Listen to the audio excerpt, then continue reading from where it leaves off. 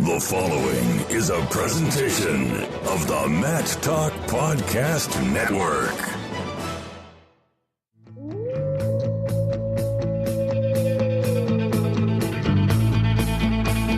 The mind of Pat Popolizio is a wondrous thing. And for you Pac wrestling fans, you'll get to go inside the mind of the Skip each and every episode here on the Pac Mentality Pop-Ins podcast. Now, here's your host, NC State Director of Athletics Digital Communications, Brian Reinhardt.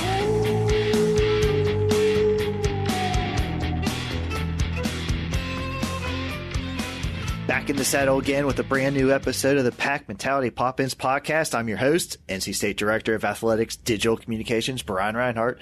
And here to give his perspective on all things NC State wrestling is the head coach of the Wolfpack, Pat Popolizio. Brian, it's good to see you again. I feel like we've spent a lot of time together here last several days. Pat, we have, and you know, you went to go get lunch. You didn't offer me lunch. This is called On the Run. This is smoothie. Maybe we get him as a sponsor. You told me to come over. Told me let's tape.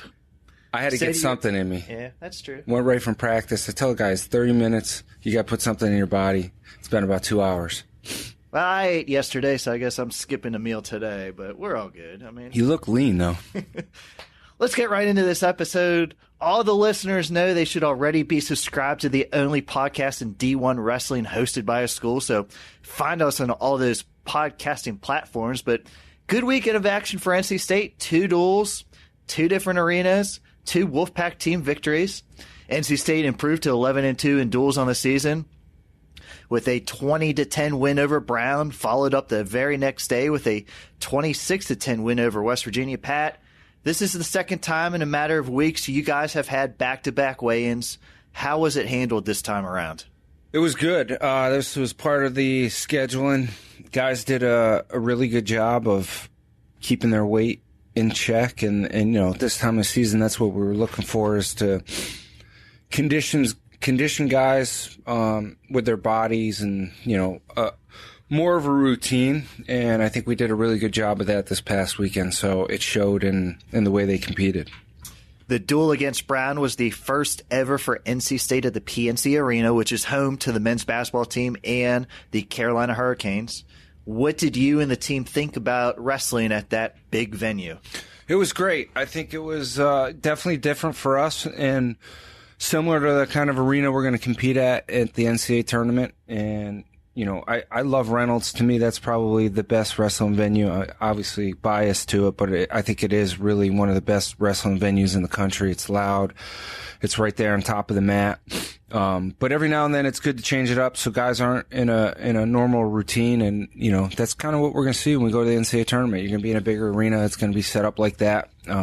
Just got to continue to grow things, and thought we had a decent crowd there, and it would be nice to, as time goes on, grow our fan base. And that's what this was all about. Something new we tried after the West Virginia duel, a meet and greet for all of our season ticket holders. Coaching staff and all the guys came to interact, and I heard a lot of positive comments from the fans about getting to talk to the guys. How important are events like that to continue to build the fan base and reward those who buy season tickets? That's big, you know, and we're going to continue to do different things like that. It was a really action-packed weekend for us with that, and, you know, it's one of those more people get to know our guys. I think the more they're going to become fans of our program, because our guys do a great job.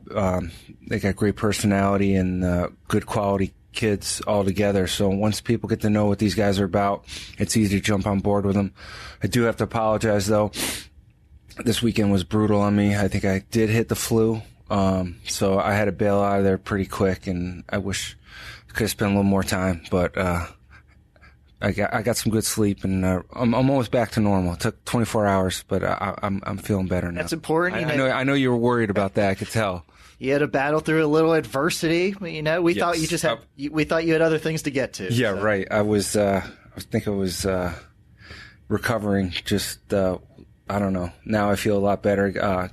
Will hooked me up with some good meds. Dr. Jacobson gave me some good meds, so it knocked it out of me pretty quick. But I definitely got the flu, I think. Back-to-back duels. They're tough on the coaching staff, too. Yeah, right. On to action on the mat against Brown. We saw redshirt senior Sean Files wrestle up at 133 pounds and scored a tech fall win, but some fans might not know he had to wrestle that match a little bit on the lighter side. He actually had to weigh in at 129. What was the reasoning behind having Sean up at 133, and can you tell our listeners why he had to weigh in so far below that weight? Yeah, we're going to play around with our lineup until we get everybody back and we're full force. The luxury is we got some depth at some weights, and we just have to piece things together for the time being. Sean did a really good job going out there, going up a weight class, and I mean, he's that good. He's capable of beating anybody. It doesn't matter if it's 25 or 33. And NCAA has, some safety precautions with the descent plan.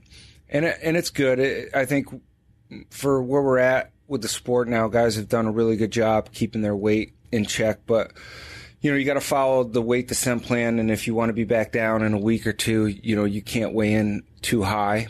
So that was part of the reason why he weighed in where he was at, because we will have him back down for the App State Open. He'll get hopefully four matches in there heading into the end of the season. We need to get his 8-match total, and that's the plan right now, is get him down there for the App State Open, and then we'll see where we're at. Once Tariq's ready to get back in the lineup, we'll be full force again with Sean at 25, Tariq at 33, and Renan is, if we need Renan, he can wrestle right now, but there's no need. We'll take our time with him. Killed my injury update question. Oh, yeah, okay. We'll get to that in a little bit. We can touch more. That's good. So when Sean was at 133, redshirt freshman Zurich Storm got the 2 starts at 125 and split his matches. Good opportunity for Zurich over the next few weeks, as it might be a little while until we see Sean again at 125. How has Zurich progressed with more matches under his belt in his first campaign here? He's improving a lot. He had a little bit of a letdown against Brown. I think he knows that, but he stepped it up big time the next day, and that's what I was wanting to see. I want to see how he responded. And we just got to get him.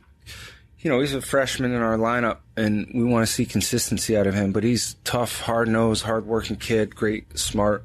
And he brings a lot of value to our program right now. And I love his style of wrestling. He's aggressive, and he's fun to watch. He can score at any given time. So I think that's just one of those things you come along with freshmen. He's improved a lot since he's been here, and with time, he'll become more consistent. You already stole my thunder. Uh-oh.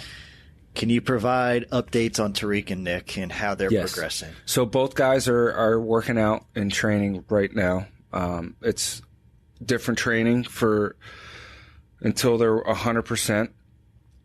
Renan, if we need him to wrestle, could wrestle, but we are going to take our time, ease him back into some things, and just get him back close to 100% as we can for the focus that we want, and making sure we strengthen things that need to be strengthened. And Tariq, it's going to be, once they tell us he can go, we plan on him being back. Timing, we won't know. It'll be week to week, but we obviously have a couple duels that we were figuring we'll throw him in the lineup for if he's ready to go. And if not, we're going to have guys step up and deliver. And that's what's making our team a little bit of adversity here right now. It's been a while since we had to deal with this, but I like the way our guys responded this past weekend, and we're going to have to do this every week until we're 100% again. This past weekend, you guys were down 3 top 12 guys in the country, too, who were at different weights or were out of the lineup. But you also had to make a change at a 4th weight. Redshirt senior Jamel Morris has now been inserted into the lineup at 141. And all he did against Brown in West Virginia was skip back-to-back 16-0 Tech Falls wins. Jamel's been at a few different weights here, but he's now at 141. What do you expect from him moving forward? Well, yeah, Jamel stepped in. He did a phenomenal job getting those 2 wins the way he did, dominant fashion, looking real confident. So he will be our starter right now at 141 pounds until I think I like what I see. The confidence is there. We might wrestle some other guys at that weight not this weekend, next weekend at the App State Open, see how they do. But he's shown that he's the guy right now, and going out and doing what he did this past weekend. I really liked his offense and how aggressive he was, and he looked very composed. So as time goes on, I'm excited to see what he brings to the table for this program. But right now we need him where he's at and need him to step up big time. Important weekend for the Bullard twins. At 165, Thomas, he got 2 top 20 wins, very dominant in both. And his brother Daniel right behind him got a decision and then a tech fall over WVU. That's the kind of aggressive wrestling you needed to see from those two. Absolutely. And that's what we've been preaching to those guys for a while, and it's finally clicking. And I think you're going to see more of that, and that's what's great about a long season that we're in. Sometimes it takes some guys to certain points of the season where things start really clicking for them, and that's what we saw this past weekend, and I think we're going to build some confidence on that, and that's going to be the style of wrestling that those guys are going to bring to the table, and being really good and tough on top like they were in high school, and that's what we expected out of them, and I was happy that those guys wrestled the way they did because that's well needed at this point for us. And still, it seems like there's no clarity at heavyweight. Both freshmen Colin Lawler and Deontay Wilson wrestled in one match over the past weekend. You said before you're waiting for them to make the decision for you, but as a head coach, when does this decision have to be made for the NCAA championships allocation and preparing for the ACC championships here? Yeah, we're getting, you're allowed to select your starters every other week. You can kind of change that up. I have a feeling right now that's going to be the case until one of these guys decides they want to be the guy at this weight. We really need somebody to step up, go out there and compete to the level that we expect them to. And, we're just at that point as far as a program where we're at. Every guy that we throw on the mat, we expect them to win. And unfortunately, this past weekend, that wasn't the case. And it'll take some time with some younger guys, and we're being patient. But at the same time, we want better results there. Those guys know it, and they're working hard. So it's not a lack of effort on their part. It's just something with the experience, that becomes very valuable. And we're hoping with a little more time, these guys are going to be that much more ready. But yeah, that's a weight class. We really expect big things out of both those guys, and I'm hoping that they'll figure that out by some big wins that they can get over the next couple weeks. And moving ahead to this weekend's action, NC State will host Drexel on Saturday, January 19th in Reynolds at 6 o'clock. A new opponent for you. NC State has not faced the Dragons since 2008. Any connections to their staff, and how did this duel come about? Yeah, I think it was one we put some feelers out to get some new teams down here to Raleigh, and they were willing and able to do that. They have obviously some good individuals and had a good win last weekend, so it's another team that's up and coming. Azeveto's done a phenomenal job over there. So we just wanted to see some new guys, and this is a good opportunity to do that. And one, we figured we're going to return the date next year so we can get up in PA as well and wrestle up there. We got a lot of guys that are from close to that area, so it's an opportunity for us to get on the road as time goes on. And, we needed that extra home duel this year, the way our schedule was, and it just so happened to fall into place for us like that. The Dragons are going to come in with a 4-4 dual record, a trio of ranked wrestlers, number 16 at 165, number 15 at 197, and number 16 at heavyweight. And this is the last non-conference matchup before you guys get into ACC duels to close out your season.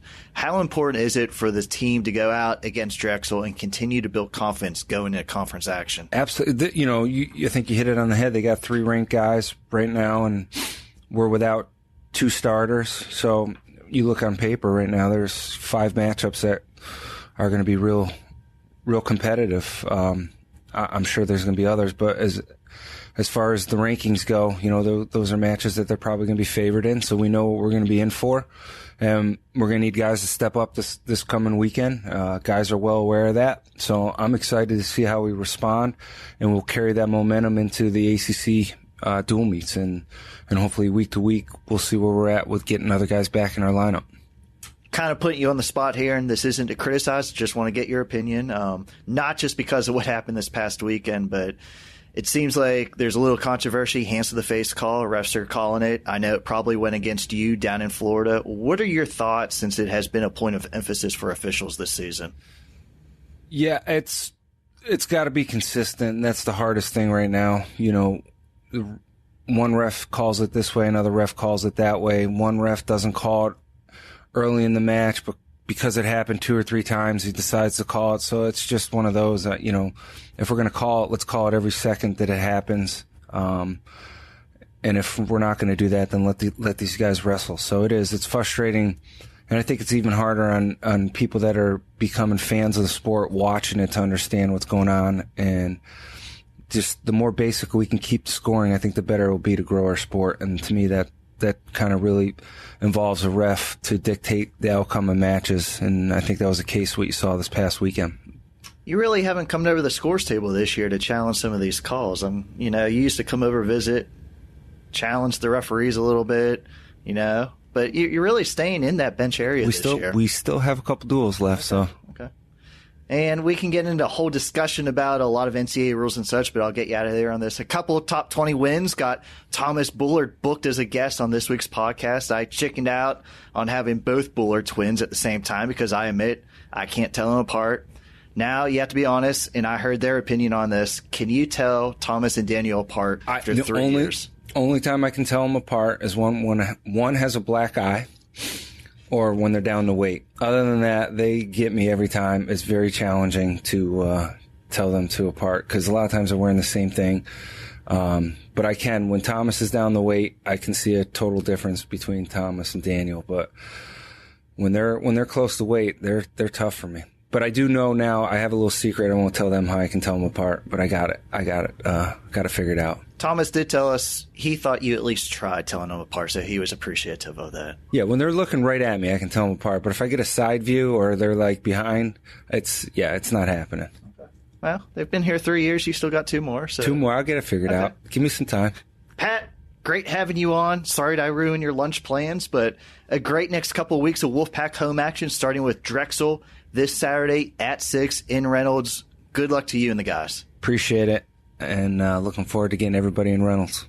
A new guest to the Pack Mentality Pop-Ins podcast, NC State starter at 165 pounds, and one half of the Bullard twins, redshirt sophomore Thomas Bullard, joins us in the podcast. Thomas, great to finally catch you after practice and have you on as a guest. Yeah, it's great to be here. Now, I'm assuming this is Thomas. I did text you and not ask you in person, so I'm a bit more confident I didn't mix you and your brother up. But I have to admit, after the West Virginia duel this past weekend, I asked the wrong Bullard to do media. So a bit nervous when it comes to you two. I can't tell you guys apart in certain situations, but backs to me in warm-ups, not quite as confident. But you two are beyond nice when people aren't sure who is who. How often do people get you two mixed up? Pretty often. The closer people are with me, usually they can tell us apart. But, even some of the coaches mess us up sometimes, so it's pretty often. Would you agree? Singlets you can tell apart, warm-ups maybe not as much? Yeah, definitely. Once we get on the mat, a lot of people can tell from our different wrestling styles. But if we're in warm-ups, it's the same thing. It's kind of hard to tell. And you said... You brought this up, so right off the bat, going to put you in the hot seat. Which NC State coaching staff members are not able to tell you two apart after 3 years in the program? All right, so on a good day, I'd say they all can, but most days I'd say Pat struggles sometimes. I'd say Donnie can tell us apart. Adam can tell us apart. Obi, it's hit and miss, but yeah. So, Pat, if he can't tell you apart, is it a general Bullard, or does he even try? It's a general Bullard sometimes, but he tries for it sometimes, and he usually gets it right. But I don't. It's hit and miss. So I was gonna say, give us some advice. How can we tell you two apart? Obviously which one, so it's pretty hard. But there's a scar next to my eyebrow that's you can kind of see, or a mole on my face. But that's small stuff. We're kind of hard to tell apart. He's a little bigger, obviously, but besides that, we're pretty similar. How did your parents do growing up? Did they share any stories with you guys? All right, so growing up, my mom color-coded us a little bit. So I was red and Daniel was blue. And, so I went out. We went to a red school, so. Okay. And when was the last time you guys tried to switch on anybody? It's been a little bit. In high school, we messed around with the people sometimes, but usually that's more of the Morris's things. They switch on people all the time when they're introducing each other. Like, yeah. I'm Jamal, that's Jamel, and it's almost always the reverse. So Usually me and Daniel stick with ourselves, though. I assume you guys are roommates? Yes. Who else are you guys rooming with? Trevor and Nick. How do they do? They're great. They know us. I mean, obviously everyone messes up occasionally, but like if our backs are turned, something like that, but they know how to tell us apart. Okay, and I'm not going to name names, but some other members of the Wolfpack have dubbed the Bullards as the messiest pair of teammates now that Michael Macchiavello no longer has a locker. True or false? I don't know about messiest, but far from the cleanest locker, so I can't complain. Okay. From Lawrenceville, Georgia, Archer High School. Were you and your brother a package deal to college wrestling teams, or did it just kind of turn out that way? Oh, no, we were always going to go to the same school. Just when we started getting recruited, we were like, all right, well, this is awesome. We're going to go take these opportunities, but we're going to go together. We grew up training together, and I believe that's been a large part of our success, pushing each other and being able to compete on and off the mat. So going to the same school was very important to us while we were getting recruited. And in high school as a senior, you were at 170 and Daniel was at 182. Now here at NC State, you're still one weight class below him. How was it decided, even back to your youth days, who would get to go at what weight class? So generally it was just whoever was a little bit bigger. Daniel's my technically younger brother, but he's always been a little bit bigger, except my freshman year of high school. But I don't know. It's just usually who's bigger. We actually, most of my senior year, I was 160 and he was 170. We bumped up for the end, but was there ever a wrestle off? No. We that's asking for trouble. We only when we were like really young, we wrestled, but after a certain age, our parents were like, "All right, you guys aren't gonna. That's a bad idea." We talked about how to tell the twins apart from looking at you guys. What about wrestling styles? What would you say you're better at, Daniel? And then flip that around. What might he be better at than you on a wrestling mat? So Daniel's a little bit more. He's a little more aggressive with his shots. He shoots more. I usually try to counter what the other guy does. Like I'll push we both push the pace a lot, but he definitely takes more shots. On top, I'm more likely to throw a leg in. He's more likely to do like crab wrestling and stuff like that. It's small stuff, but when you know what you're talking about, it's definite differences. And you had an interesting first season here at NC State. You were set to redshirt back in 2017 and even went to a couple of tournaments on the redshirt circuit, but with an injury, you were called into action in early December and became the starter at 157. What did you think of that situation back then? Any chance to start, I was psyched about. It was a tough weight cut to make it for the first couple of times, but I was like, this is what I came to do. I came here to compete. I came here to break the starting lineup and do big things for Wolfpack. So I was psyched for it. Very, very happy to get called into action. In that freshman season, you were an NCAA qualifier going 21-12. Looking back, how did that season go for you after being called up? I think it went all right. Wasn't quite what I hoped for, but it went fairly well. Obviously, I want to do more than just qualify, but because I went 0-2 at NCAAs, so not exactly what I wanted, but it was still a learning. It's a part of the learning process, and it was a good season. And back into redshirt last season, but you worked your way up to 165. How was the adjustment going up a weight class? It was pretty good. We lifted hard all over the summer, but I was cutting a lot of weight to get to 157, so it wasn't too hard to adjust just to 165. How's the weight cut now to 165? It's healthy. It's good. It's not to the point where I'm too light, but I don't struggle too much. Does your brother get to eat more than you? Yes, he does. He also had to lift a little harder in the summer, eat a little more, to try to get his natural weight heavier than mine. And I thought Pat had an interesting point back on an earlier podcast. This is the first season both you and Daniel are in the lineup at the same time as you guys took alternating redshirt seasons. Is that something that helps you too, knowing both of you are going through the exact same thing in duels compared to open tournaments and such? Yeah, I do believe it's something that helped. I've always grown up competing with him. We've always gone back-to-back weight classes. knowing he has my back, we're going back to back. It's comforting. It's something I like about being in the lineup with him. And you're at 165. He's at 174. I know it's right after your match, but how much are you able to watch him? And the Bullards are kind of quiet, but do you get vocal at all during his matches, or does he get vocal during yours? I'm probably more vocal than Daniel. So he's warming up for my match, so he still has to focus. But after my match, I'm done, so I can yell as much as I want and get into it. I can let loose a little bit. But no, I definitely get into his match. If I'm getting a little too loud, my teammates will quiet me down. But no, I'm definitely vocal during his matches. Have we started a duel where he was first and you were last? I don't think so. No, I don't think so. That'd be kind of an interesting dynamic. That would be, yeah. But this past weekend in a pair of home duels, you really cashed in and had a statement weekend. 2 ranked opponents, 2 ranked wins. You seemed really to get into your offense fast and got, I think, 4 near falls. How much confidence does that give you moving forward that you're able to rack up so many points against good competition? Definitely a lot of confidence. This has been kind of the breakthrough weekend I've been looking for. I've been training hard, just keep on working, and it's nice to have some success finally paying off against some ranked opponents. Yet another opportunity for another ranked win this weekend as the Wolfpack hosts Drexel on Saturday at 6 o'clock.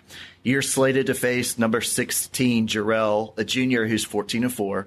What are you going to have to do to win your 3rd straight match against a top 20 foe? Just go out there and wrestle my match. Work hard, push the pace. Same thing. Would you rather get a takedown or a near fall? Oh, near fall. Okay. Makes the match go kind of quick sometimes. Yeah. You can. If you put them away, then it's done. You score more points. Any frustration, or have you noticed teams aren't picking down on you as much as they had before? It's definitely frustrating because I can't get to my turns on top as easy, but they also can't escape. So it has its bonuses and takeaways, but I don't know. It's just part of the match. And I think at this point, you've kind of come to expect that sometimes, so you've already adjusted styles for the second and third periods. Yeah, it's something I've been working on, taking more shots, being more offensive on my feet. And still one more non-conference duel with that Drexel matchup this weekend, but looking ahead to your conference slate, how tough is the ACC at 165? It's pretty tough, but not worried about it. Take one match at a time. I'm not a guy that looks ahead and gets stressed about the opponents I might have. They're all just out there to compete. The score is always 0-0 going into a match. So I think 165 is a lot different too. You really haven't faced these guys before. Everybody in this weight class is new. Do you like a new guy, or do you like facing someone that you faced already? I like new guys. I like some variety. I mean, if I have to wrestle the same guy, it's not a big deal, but I think I prefer variety. Thomas, it was great to have you on the podcast and get a little insight in the world of being a twin. And you really put some pressure on me because now I got to book Daniel for an interview. But good luck this weekend and for the rest of the season. Wolfpack Nation, they really enjoy watching the Bullards wrestle when you guys are on top and getting those turns. Thank you. Go Pack. I want to thank everybody for listening today. This is your Pack Mentality Pop-Ins podcast covering all things NC State wrestling. Until next time, Wolfpack wrestling fans, go Pack.